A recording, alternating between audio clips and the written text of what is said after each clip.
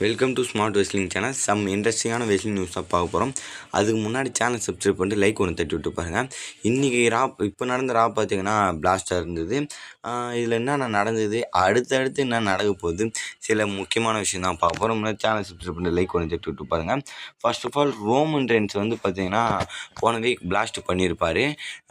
Jimmy அப்புறம் பார்த்திங்கன்னா Roman Reigns சேர்ந்து சிஎம் பங்கை இது பண்ணி பெட்ராய் பண்ணி அடிச்சு நொறுக்கியிருப்பாங்க. அப்பயும் அடித்தது ஃபுல்லாக ரோமன் ரெயின்ஸ் தான். ஜேவும் ஜிம்மி கீழேருந்து ஜேவுஸ் தான் ஏற்றி விடுவார், அவ்வளோதான்.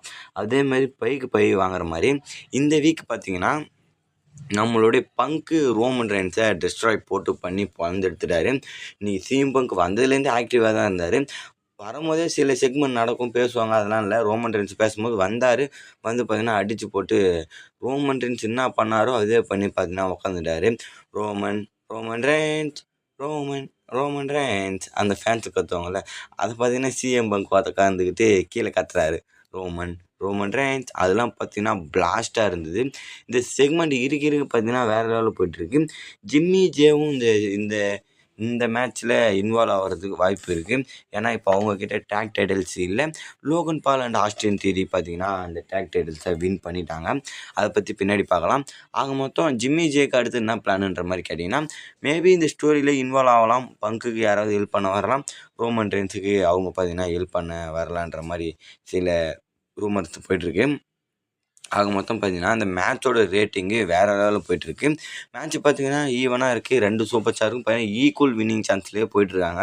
ஒருத்தவங்க நீ மேலேன்ற கதையே இல்லை. நீ 50னா நானும் 50, நீ 80னா நானும் 80, அந்த மாதிரி கதையில் தான் இருக்குது.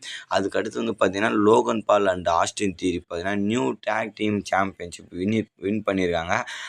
ஐசோ ஸ்பீடை பாருங்கள், வேறு லெவலில் ஐசோ ஸ்பீடை வச்சு பண்ணியிருக்காங்க. ஐசோ ஸ்பீடு பார்த்திங்கன்னா தெரியாதனமாக எல்ஏ நைட்டை அட்டாக் பண்ணியிருப்பார். எல்ஏ நைட்டை அட்டாக் பண்ணால் டிஸ்ட்ராக்ஷன் ஆகி அங்கே பார்த்தீங்கன்னா Logan Paul and Austin theory மேட்சை வின் பண்ணியிருப்பாங்க. அது பிராஸ் நக்கிள்ஸு அந்த லோகன் பால் அதால் குத்திடுவார் ஜிம்மி ஊசோவை. அதை பயன்படுத்துகிறான்னு சொல்லிட்டு தான் ஐசோ ஸ்பீடு தடுக்கலான்னு நினச்சாரு. தடுக்கலான்ற போது எல்ஏ நைட்டு லோகன் பால் அடித்து போட்டுருவார். ஐசோ ஸ்பீடு பின்னாடி வட்டமாக பார்த்தீங்கன்னா எல்ஏ நைட்டு கை வைப்பார் பாரு. லோகன் பால் தான் அடி வரேன்னு சொல்லிட்டு அந்த பிராஸ் நக்கிள்ஸ் அளவு ஒரு குத்துருவார். அவ்வளோதான் முடிஞ்சது கதைன்ற மாதிரி லோகன் பால் எல்ஏ நைட்டை அப்படியே விழுந்துருவார். அங்கே பார்த்தீங்கன்னா ஐசோ ஸ்பீடு கையும் வரல காலும் வரல. ஐசோ ஸ்பீடு சொன்ன மாதிரி தான் வெஸ்ட்மேனில் அவருக்கு ஒரு பார்ட் உண்டு. சண்டை போட இல்லை பெரிய ஒரு அப்பீரியன்ஸ் பண்ணுவார்ன்ற மாதிரி இருந்துருக்குது.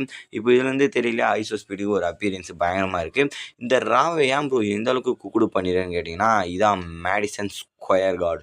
எப்பயுமே பார்த்தீங்கன்னா இந்த இடத்துல ஸ்பெஷலாக தான் பண்ணுவானுங்க, பெரிய இது தான் பண்ணுவானுங்க. அது மட்டும் இல்லாமல் ஸ்டிஃபனி மெக்மேன் பார்த்தீங்கன்னா ஒரு சர்ப்ரைஸ் ரிட்டர்ன் கொடுத்து ஒரு ப்ரொமோ கட் பண்ணியிருப்பாங்க. ரேண்டி ஆர்டன் பழைய மாதிரி இப்போ இருக்க ரேண்டி ஆர்டன்லாம் நீ சும்மா கூட அடிக்க முடியாது, அந்தளவுக்கு நீ ஃபிட்டாகவே ஆகலைன்ற மாதிரி சொல்லி சரியான கலாய்ச்சி விட்டோம்னா அவங்க அட்டாக் வேறு பண்ணியிருப்பாங்க. அதை பற்றி நான் பின்னாடி சொல்கிறேன், இந்த வீடியோ சொன்னால் லென்த் ஆகிடும். அங்கே பார்த்தீங்கன்னா அடுத்து இவங்களுக்கு என்ன கதைன்னு கேட்டிங்கன்னா, இவங்களுக்குள் பிளான்ஸ் இல்லை. என்ன ப்ரோ சொல்கிற, மேபி இந்த பிளானை வெஸ்ட்மேனில் நடத்துகிற மாதிரி இருந்தாங்க. இங்கே பார்த்தீங்கன்னா வச்சு முடிச்சதால் லோகன் பால் அந்த ஆஸ்டின் தியரி வெஸ்ட்மேன் என்ன பிளானுன்னு இது வரைக்கும் தெரியல. அதுக்கடுத்து பார்த்தீங்கன்னா பென்டா இன்றைக்கி ஒரு மேட்ச் ப்ளே பண்ணியிருப்பார் நம்மளோட கோஃபி கின்ஷனுக்கு எதிராக. மேட்ச் நல்லா இருந்தது. இங்கே பார்த்தீங்கன்னா அதுக்கு அடுத்து அனௌன்ஸ் பண்ணியிருப்பார் லேடர் மேட்ச்சு வெஸ்ட்மேனியா 42 டிஃபெண்டிங் பண்ண போகிறன்ற மாதிரி மல்டிபிள் பிளேயர், அதாவது மல்டிபிள் ரெஸ்லர் கூடன்ற மாதிரி 4 பேர் செலக்ட் பண்ணியிருக்காங்க. மொத்தம் 5 பேர், பென்டாலாம் 4 பேர், 7 பேர் வச்சுருந்தாங்க, இன்னும் கலக்கலாக இருந்திருக்கும். பட் இந்த செலக்ட் பண்ண 5 பேர்த்தையும் பார்த்தீங்கன்னா கவனமாக பார்த்தாலே தெரியும். 5 பேர் 8 பேர் எவ்வளோ ஃபாஸ்ட்டில் சண்டை போடுவாங்களோ அந்தளவுக்கு பார்த்தீங்கன்னா சண்டை போடுவாங்க. எப்படி ப்ரோ அவ்வளோ இதுவாக சொல்லுங்கன்னா, பென்டா சும்மாவே பார்த்தீங்கன்னா ஃபாஸ்ட்டு ஸ்டென்ட்டு எகுரத்து எல்லாமே பார்த்தீங்கன்னா இது இருக்கும். ப்ரூட்டலான ரெஸ்லர் பார்த்தீங்கன்னா நம்மளுடைய ரூசஃப், அவர் இருக்க பாடி ஸ்ட்ரெச்சருக்கும் ஹைட்டுக்கும் பார்த்தீங்கன்னா அவர் இருக்க பாடி ஸ்ட்ரெச்சருக்கு பயங்கரமாக பார்த்தீங்கன்னா சண்டை போடுவார்.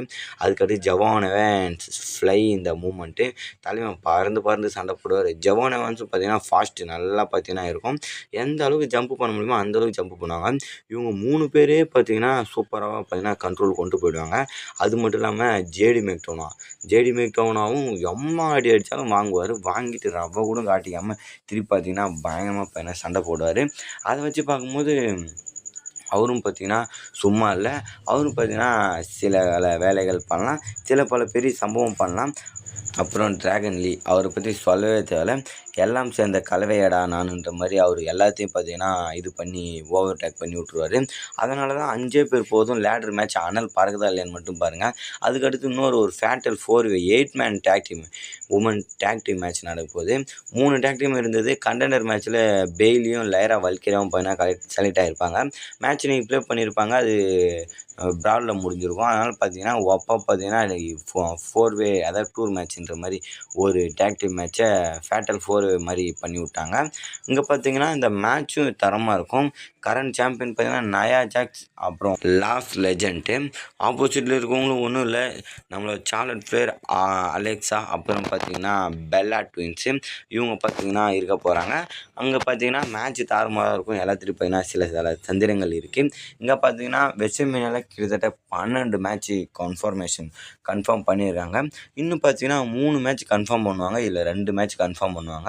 என்ன ப்ரோ சொல்கிறேன்? ஆமாம் கைஸ், இப்போது ஸ்மாக் டவுனில் இருக்க டேக் டீம் சாம்பியனுக்கு என்ன ஃபியூடுன்னு தெரில, அதுவும் கன்ஃபார்ம் பண்ணல. இங்கே பார்த்தீங்கன்னா ராவில் இருக்க டேக் டீம் சாம்பியனுக்கு என்னான்றது தெரியல. மற்றபடி மீதி 12 மேட்ச்சு கன்ஃபார்ம் பண்ணியிருக்காங்க.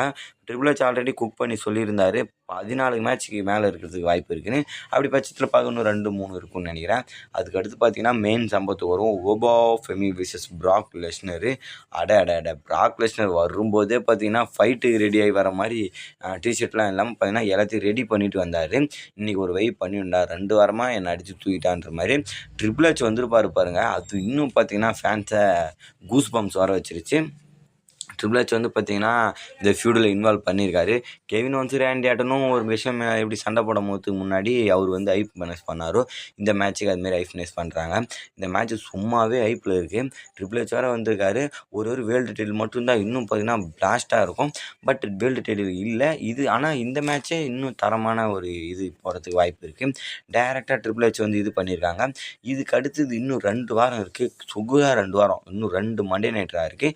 2 மண்டே நைட்டரால் பிராக் லெஸ்னர் ஷெட்யூல் இன்னும் 1 மண்டே நைட்டராக தான் இருக்கும். 5 ஷெட்யூலில் 4 ஷெட்யூல் வந்துட்டாருன்னு நினைக்கிறேன். இன்னும் ஒரு ஷெட்யூல் இருக்கும். மேபி பார்த்தீங்கன்னா இன்னொரு மண்டே நைட்டாகவும் சர்ப்ரைஸாக பார்த்தீங்கன்னா வரத்துக்கு பாசிபிலிட்டி இருக்குது. ஆனால் வேறு லெவலில் போயிட்டுருக்கு இந்த ஸ்டோரி லைனு. எப்படி மேட்ச்சை முடிப்பாங்கன்றதை தெரியல. பட் ட்ரிபிள் ஹெச் வந்து இந்த மண்டே நைட்டராவை பிளாஸ்ட் பண்ணி விட்ருக்காரு. இன்னும் 2 மணி நேரம் தான். 2த்தையும் பார்த்தீங்கன்னா பயங்கரமாக பண்ணி விட்டாருன்னா டாப் நேச்சாவில் இருக்கும். என்ன இருந்தாலும் போன இயருக்கு முன்னாடி இருந்ததா அந்த மாதிரி இப்போ போன இயர் தான் அந்த மாதிரிலாம் இருக்க முடியாது. விஷமினா மொக்க. பட் அது முன்னாடி இருக்கிற ஷோஸ்லாம் பார்த்தீங்கன்னா புக்கிங் வேறு லெவல் பண்ணிகிட்டு இருந்தாங்க. இந்த டைம் புக்கிங்லாம் அவ்வளோ ஆகலை. பல குறைகள் இருந்துனே தாங்க. எதுக்கு ப்ரோ இவ்வளோ ஹைப் ஏற்றாங்கன்னா டிக்கெட் சேல் ஆகலை, அதனால தான் விற்கிறது தான் இவ்வளோ பிளானு. அவ்வளோதாங்க. சேனல் சப்ஸ்கிரைப் பண்ணிட்டு ஒரு லைக் ஒன்று தட்டி விட்டு பாருங்கள். நெக்ஸ்ட் ஒரு தலைமுறை சந்திக்கலாம். வேறு சூப்பர் கமெண்ட் பண்ணுங்கள். Bye guys.